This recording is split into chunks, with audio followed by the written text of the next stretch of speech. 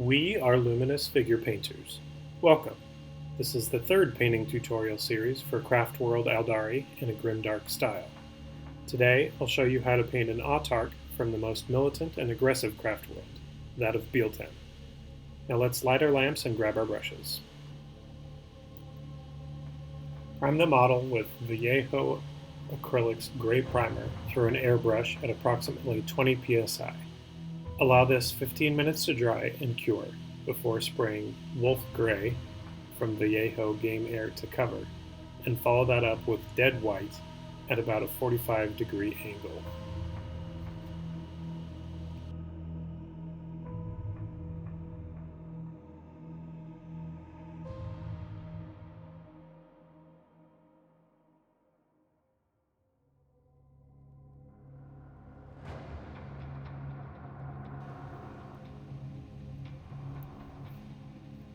Develop a color plan and mask the appropriate areas with Vallejo's liquid mask. I did this on the crest to preserve the white I'd already painted. Now, using thinner and flow improver, apply a base coat of Vallejo Game Color Heavy Black Green, followed by Vallejo Model Color Medium Olive, and a highlight of 2/3 medium olive to a third sunny skin tone. This can go on the cape, helmet, and shoulder pads in this case, but you can do whatever you want.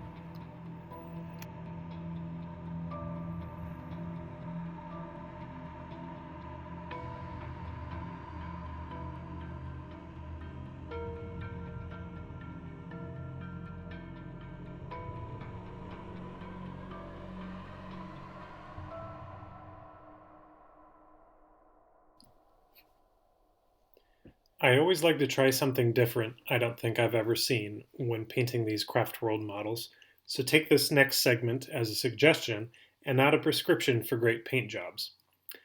Using the colors Apothecary White from Citadel and White from Vallejo Model Color, as well as a fine-tipped brush such as a Winsor & Newton No. 2, paint very thin lines or striations onto the armor. I also did this with the colors involved in painting the green. Also note that this might be a good technique for your HQ or elite units instead of your entire army, both troops and tanks and the like.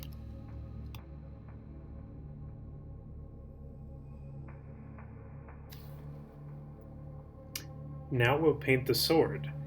Base the blade in a 50-50 mix of heavy red and violet from Vallejo Game Colors.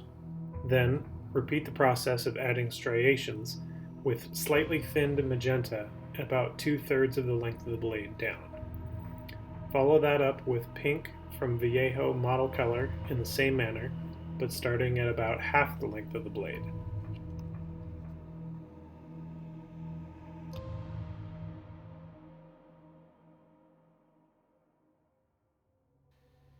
Finally, add some white striations further down and a couple of tiny dots toward the tip. Glaze over most of this with Green Stuff World's rose fluorescent paint. Allow it to dry and repeat the step with white and the glaze until you're satisfied. Make sure to use less and less paint, thinning slightly as you progress, to concentrate the illusion of heat near the pommel and power source.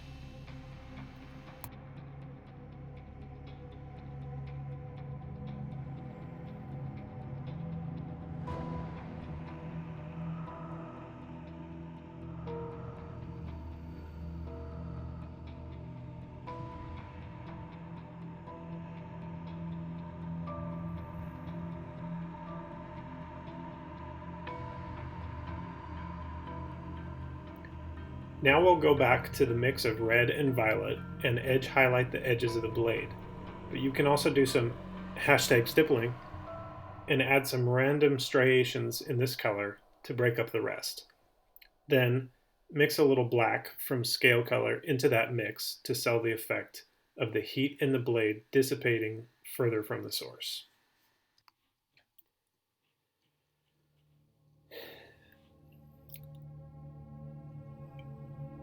Now we can base the rest of the elements of this model. Base the gloves and pants in either a black of your choice or Basilicanum Gray from Citadel. which I chose because of its longer drying time and therefore ease of cleaning up mistakes. Base the gun, hilt of the sword, and leathers in scale color black. Highlight these elements in London Gray and Neutral Gray from Vallejo Model Color, using striations like we did before. Look at that really sharp tip. Isn't that nice?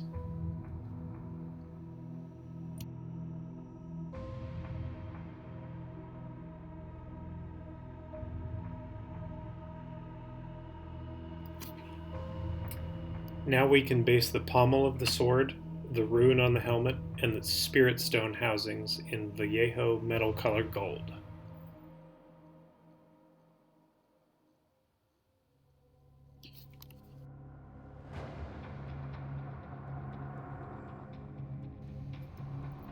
Now selectively base the spirit stones with Vallejo Metal Color Chrome. I've personally tried painting gems freehand, but I just don't like the results I get. I know, I'm a noob and a total scrub, but I don't care. This technique is much faster in my opinion and yields a greater result given the time spent. Now that those bases are dry, go ahead and glaze over the chrome with Waystone Green and Spirit Stone Red. Since red is the complement of one of our main colors, green, it's best to keep the green gems the smaller and less significant ones. You want these colors to play off each other nicely but have a prominent theme going.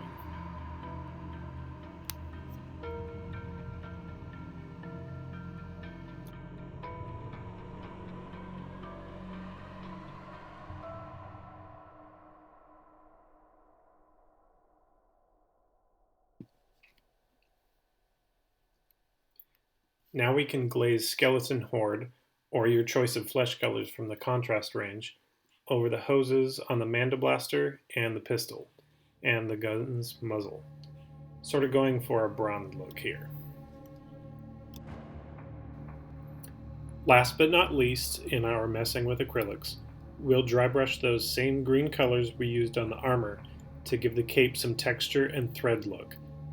I use a makeup brush for this, but there are actual hobby brushes made for it as well. Take your pick. Either way, make sure to use a very slightly moist brush. Really, it's not supposed to be completely dry. And then rub off the excess on a paper towel. Lightly feather on with olive green and don't worry about getting a tiny line in or two, but if it looks super messy, you'll definitely want to correct the mistake quickly with a wet brush. Go up the color progression until you get a nice warm highlight with a little more sunny skin tone mixed in. Generally, after your base coats are down, that's a good save point. We'll now varnish the model with Vallejo Mecha Gloss Varnish with a drop or two of thinner. This works best if you allow it to cure overnight or over several hours.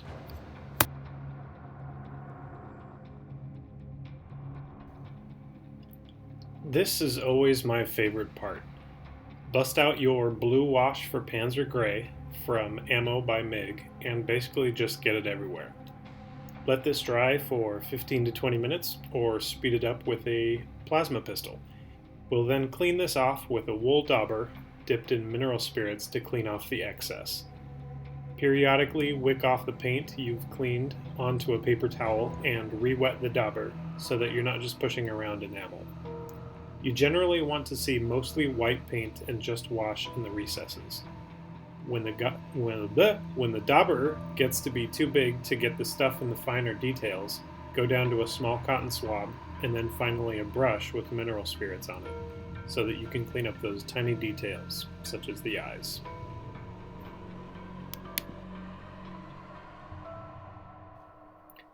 Now you can base to your heart's desire, being mindful of the colors on the Mini and the weathering pattern you used. I often find it's helpful to add a little of the wash or streaking grime used for the Mini onto the base. Other than that, that's another finished model. Looks pretty dope, eh? Thanks for watching. I'll have more Xenos tutorials up in the coming months. In the meantime, follow my social media accounts linked on my link tree, and maybe drop a like, comment, or hit the subscribe button to get your grimdark fix. That's it for now. Have a safe journey and make sure to bring a light.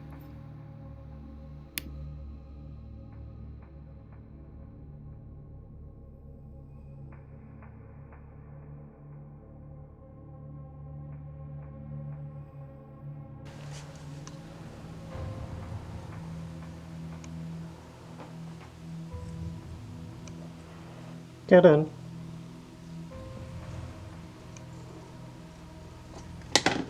Uh,